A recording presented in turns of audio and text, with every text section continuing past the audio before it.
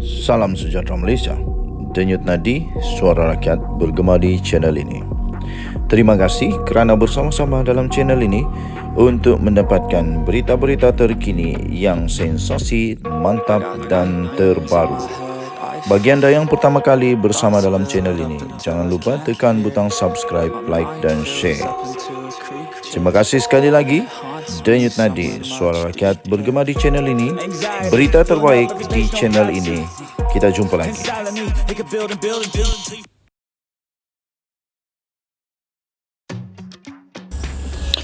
Salam sejahtera Malaysia. Denyut nadi suara rakyat bergema di channel ini.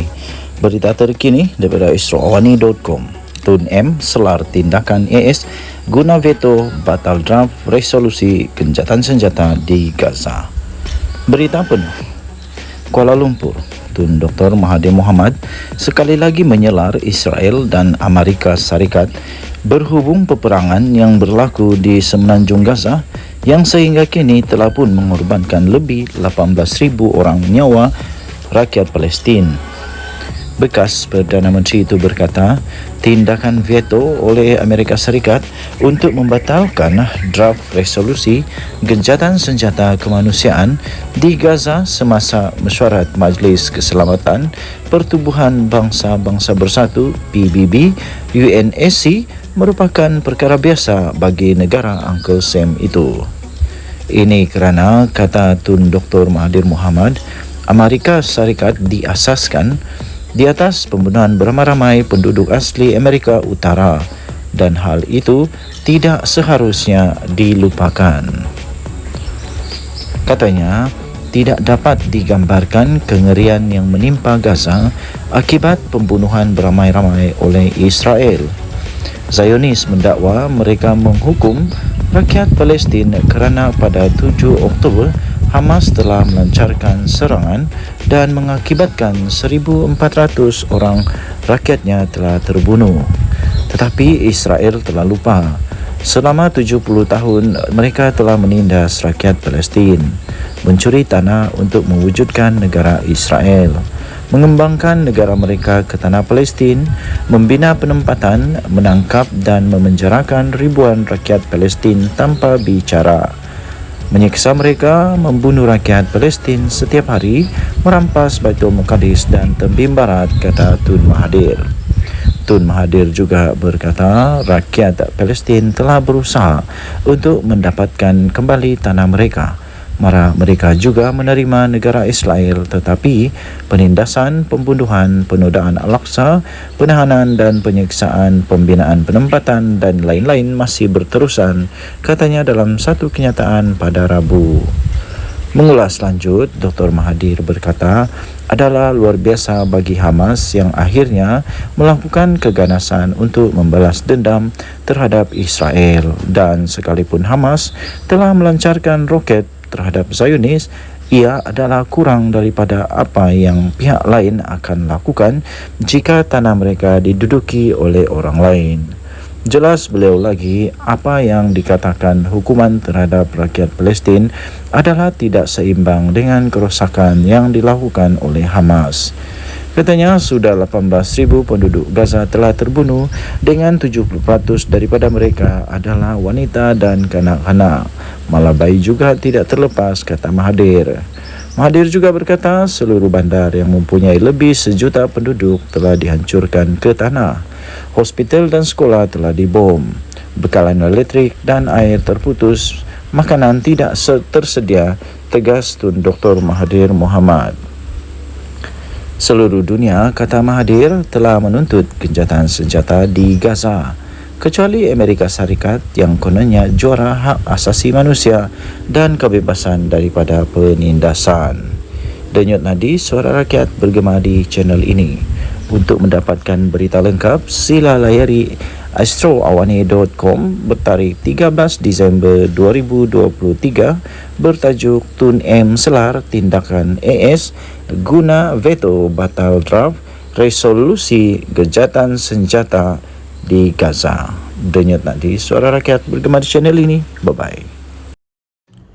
Salam sejahtera Malaysia. Denyut nadi suara rakyat bergema di channel ini.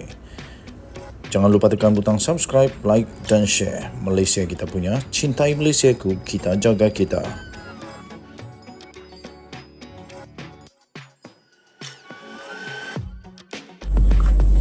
Salam sejahtera Malaysia, denyut nadi suara rakyat bergema di channel ini. Nampaknya bersatu sudah jatuh di timpa tangga. Sudahlah, mereka tak kuat lagi. Sekarang hancur, berkecai dengan perpecahan. Dah 5 orang keluar daripada sokong Muhyiddin, sokong kepada Anwar. Sekarang ini mereka berharap adalah mungkin kerjasama dengan bekas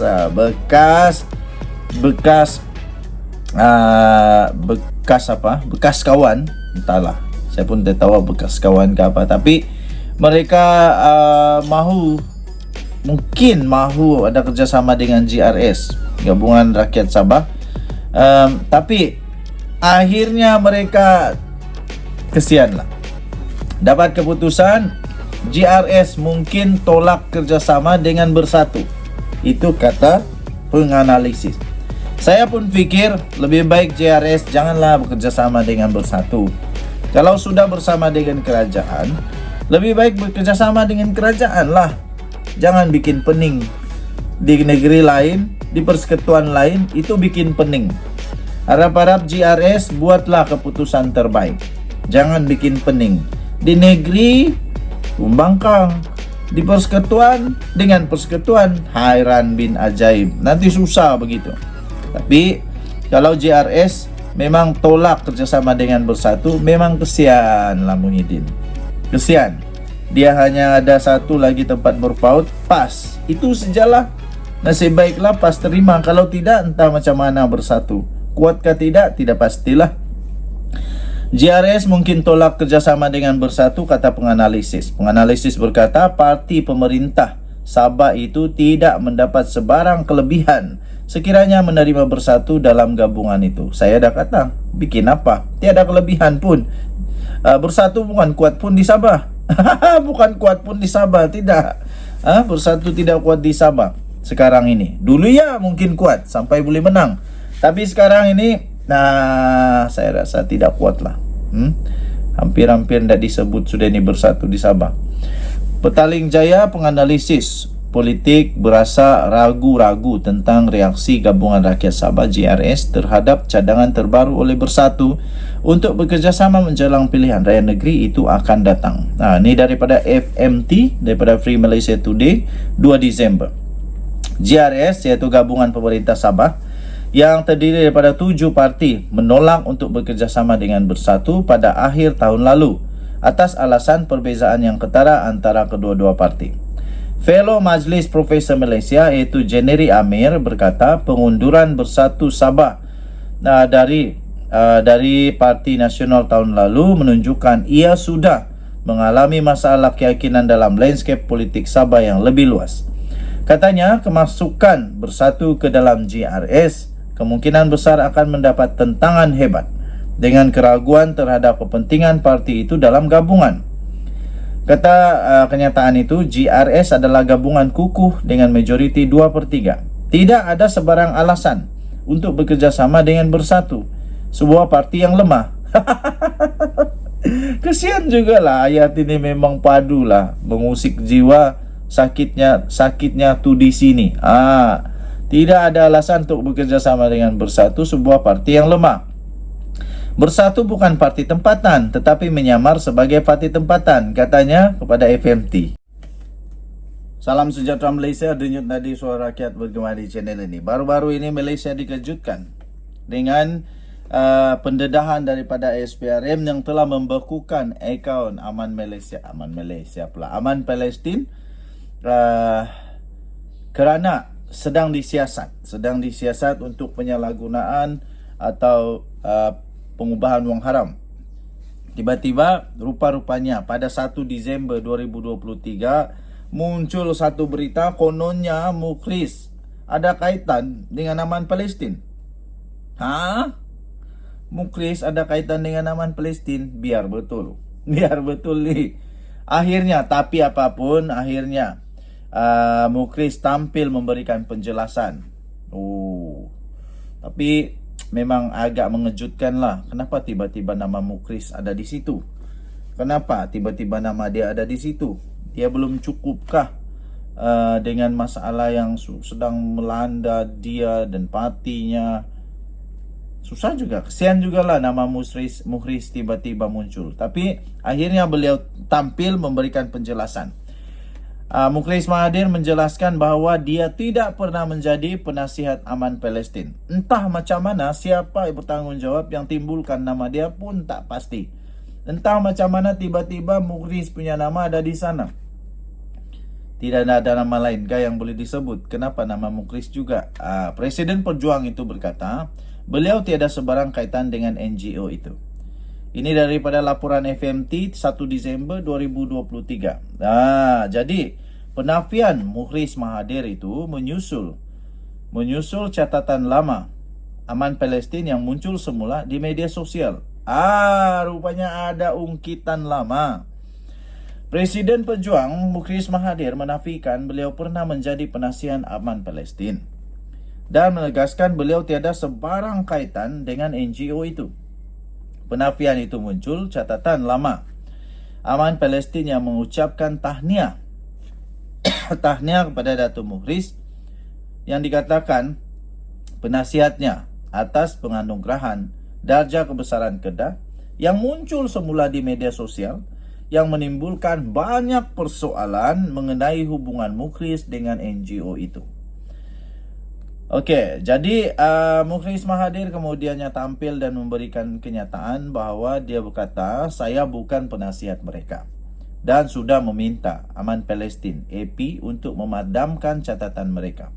Saya tak pernah menjadi penasihat mereka, kata bekas Menteri Besar Kedah itu kepada FMT.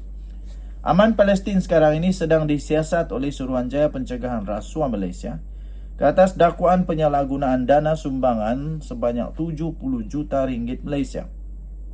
Minggu lalu, agensi anti rasuah itu membekukan 41 akaun bank yang membabitkan dana lebih 15 juta ringgit Malaysia yang dikaitkan dengan Aman Palestin dan beberapa entiti lain. Pada Isnin lalu, Peguam Aman Palestin iaitu Rafiqi Rashid Ali memberi 3 hari kepada SPRM untuk menyahbekukan akaun bank NGO itu atau berdepan tindakan undang-undang. Bapa Mukhriz Mahathir, Dr. Mahathir turut menggesa SPRM membenarkan Aman Palestin menyampaikan bantuan musim sejuk ke negara Timur Tengah yang dilanda perang sementara siasatan diteruskan. Undang-undang tetap undang-undang. SPRM akhirnya tak tunduk dengan itu. SPRM kata kalau nak buat apa-apa tindakan dipersilakan, nanti lawan di mahkamah. Ketua Pesuruhjaya SPRM Azam Baki sebaliknya berkata, ia tidak akan menyahbekukan akaun Aman Palestin dan tiada akaun akan dinyahbekukan sehingga siasatan selesai. Terbaik SPRM. Jadi sudah ada penafian daripada Mukhriz dan Mukhriz sudah mengakui bahawa dia bukan dan tidak pernah menjadi penasihat kepada Aman Palestin. Harap-harap semuanya berakhir dengan baik. Kalau memang ada penyalahgunaan, penyelewengan, pengubahan wang haram dalam Aman Palestin, pastikan orang yang bertanggungjawab, yang merosak keyakinan rakyat Malaysia, yang betul-betul salah kalau ada, pastikan dihadapkan ke mahkamah, diheret ke muka pengadilan. Ini untuk orang tolong orang, akhirnya makan orang. Ini tak betul.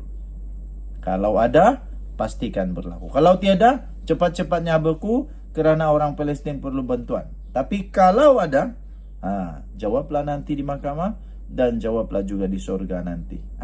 Dan jadi Suara Rakyat bergema di channel ini. Bye-bye.